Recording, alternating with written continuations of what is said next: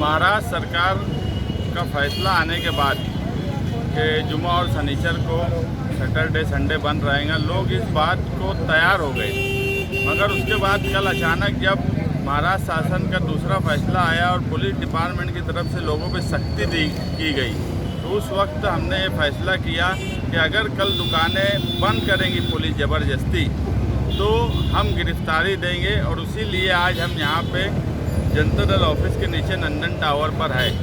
और सरकार का जो फैसला है, अगर वो लोगों के हित के खिलाफ है, सरकार जो भी फैसला कर रही है उसका कोई लॉजिक किसी को समझ में नहीं आ रहा है। और हमारा यही बोलना है कि जो व्यापारी तबका है, जो छोटा मोटा कारोबार करने वाला है, उनकी भी ज़रूरियात ज़िंदगी कुछ खाने कमाने की है। आज साल भर से लोग परेशान हैं। इन्होंने एसेंशियल गुड के नाम से जो चीज़ें उसमें शामिल की, हमने कोई बहुत ज़्यादा डिमांड नहीं रखी है हमारी। और यही बोले है कि 3 से 4 चीज़ें उसमें अगर सिर्फ बढ़ा दी जाए, एक तो कपड़ा बेचने की, चप्पल जूते, और जो छोटा मोटा चश्मा टोपी, इन सब चीज़ों की हौरजरी, सिर्फ इतनी चीज़ें अगर बढ़ा दी जाए तो जो छोटा मोटा कारोबार करने वाले हैं उनको भी कहीं ना कहीं उससे राहत मिल जाएंगी।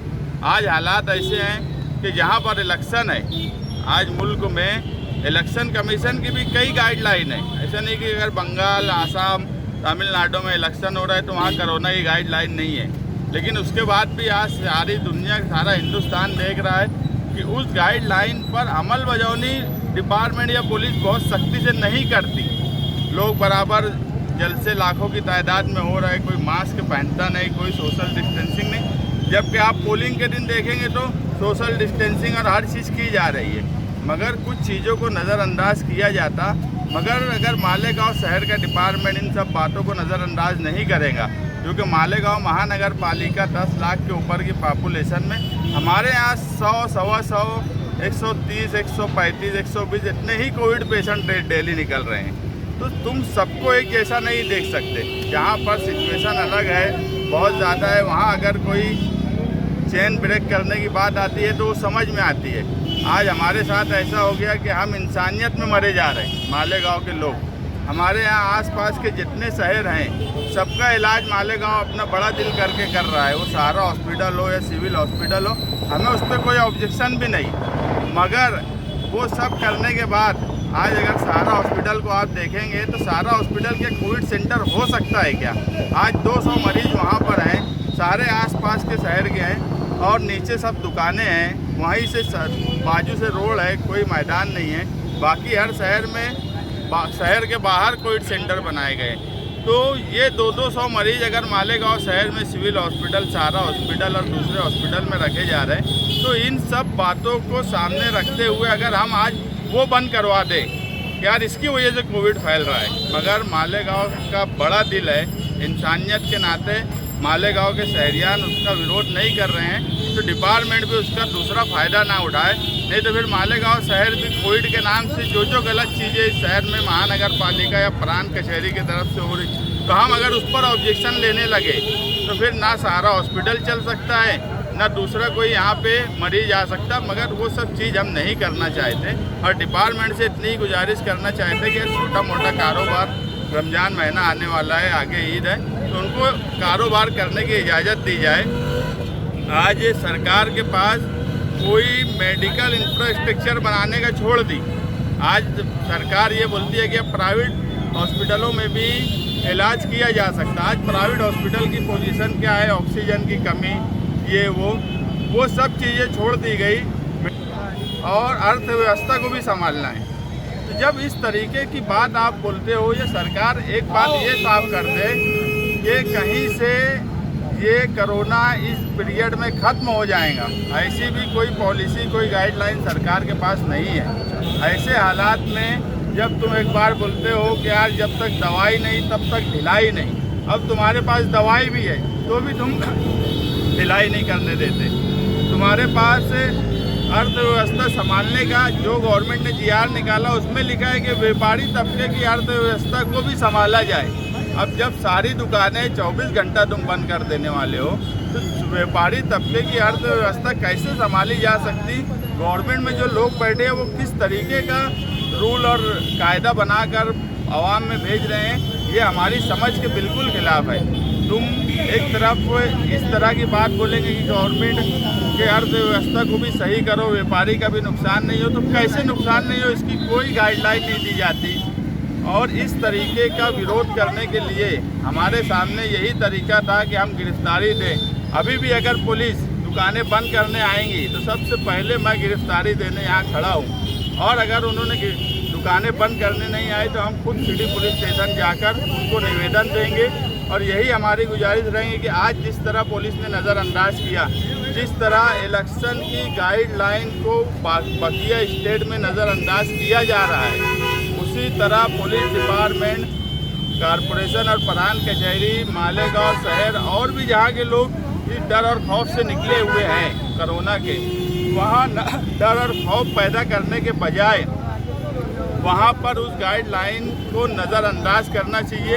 ये गुजारिश लेकर हम जाएंगे, और अगर दुकानें बंद करने की कोशिश की गई तो हम गिरफ्तारी देने के लिए यहाँ 144 कलम लागू है। आप यहाँ धरने पे बैठे गए थे, क्या आपको ऐसा नहीं लगता कि शासन के खिलाफ हम चल रहे?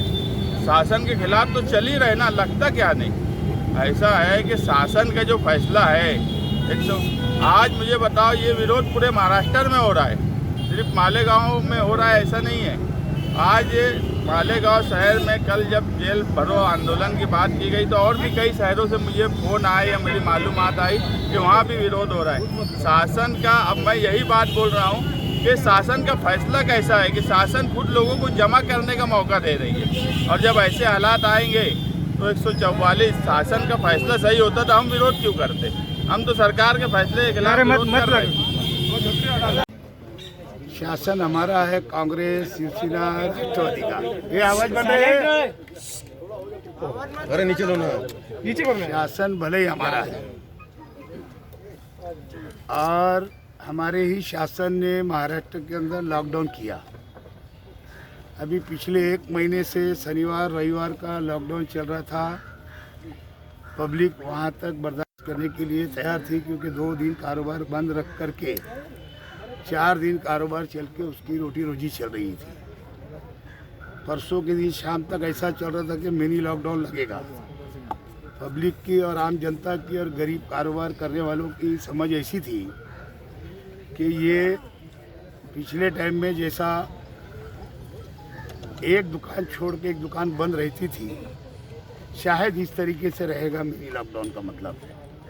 लेकिन अचानक इसको घोषित कर दिया गया लॉकडाउन, जिसके अंदर होटल के अंदर पार्सल मिलेगा, खजूर की दुकान, फ्रूट की दुकान, भाजी पाला, दूध, मेडिकल, दवाखाना, बेकरी, ऐसी चीज़ सिर्फ वो चालू रहेगी। लेकिन मालेगांव शहर ऐसा शहर है कि आकर्षक का शहर है, मजदूरों का शहर है। बहुत सारे हज़ारों लोग ऐसे हैं जो देहातों के अंदर जा कर के मोटरसाइकिल पे, साइकिल पे जा कर के अपना रोटी रोज़गार कमाते हैं रोज का। बहुत सारे लोग जो है आकर्षकों के ऊपर रेडीमेड, बहुत सारे लोग ऐसे हैं कि बनियान वगैरह का बिजनेस करते हैं। बहुत सारे लोग ऐसे हैं कि प्लास्टिक का धंधा करते हैं। बहुत सारे जो है चश्मा, पट्टा, छोटा मोटा ऐसा अनेक धंधे हैं जो मालेगांव के लोग करते हैं। कोई सेवा। अचानक लॉकडाउन होने से लोगों के सामने पेट पानी का सवाल आ गया। अब शासन ने अगर लॉकडाउन किया है तो हमारी डिमांड है, पहले लॉकडाउन से पहले गवर्नमेंट ये तय करे कि हर गरीब के खाते के अंदर 5,000 रुपया डाले, और साथ में मुफ्त अनाज देने की शुरुआत करे, जब जाकर के शहर का कारोबार बंद रखे। मैंने देखा हूँ कि पिछले 15 दिन भाई जानबूझ कर के वो लॉकडाउन करे, लेकिन साथ साथ में गरीबों का पहले मसला हल होना चाहिए। मैंने देखा हूँ बजाज जैसे लोग, तो ऐसी कोई जेल बनाए सरकार, है ना, बड़े बड़े मैदान की, वहाँ परिवार के साथ में इन गरीब भाइयों को जेल में रखे, उनका खान पान पूरा करे। हम सरकार के साथ हैं। ठीक। सर, टोपे साहब ने कहा था मास्क लगाओ, सोशल डिस्टेंस का पालन करो, फिर भी ऐसा होता नहीं। लसीकरण के बारे में उन्होंने बोला, फिर भी उतना नहीं हो रहा है, क्या कहेंगे आप? लसीकरण का तो बहुत सारे लोग ऐसे लसीकरण ले रहे हैं, यानी मतलब जो वैक्सीन ले रहे है ना, तो बहुत सारे लोग तो मैं देख रहा हूँ अभी कॉर्पोरेशन के बहुत सारे यंग लड़के भी अगर वैक्सीन लिए तो बीमार पड़ जा रहे। तो मुझे ये नहीं समझ में आ रहा है कि उससे बीमारी खत्म होगी कि बीमारी बढ़ने वाली है। मैं इसके लिए पहले बोला हूँ कि वैक्सीन बेचने का प्लान तो नहीं है, अब तो वैक्सीन बन गई है, अब उसको तो बेचना पड़ेगा। देश की 3-4 कंपनियां ऐसी है जब वैक्सीन बनी, तो ये बहाना तो नहीं है वैक्सीन बेचने का। और फिर उसके अंदर जहाँ ये पॉजिटिव पेशेंट आया तो दवाखानों के अंदर जब गरीब आवाम जा रही या पैसे मीडियम क्लास का इंसान जा रहा, 4 लाख 3 लाख 5 लाख रुपए बिल बन रहा है।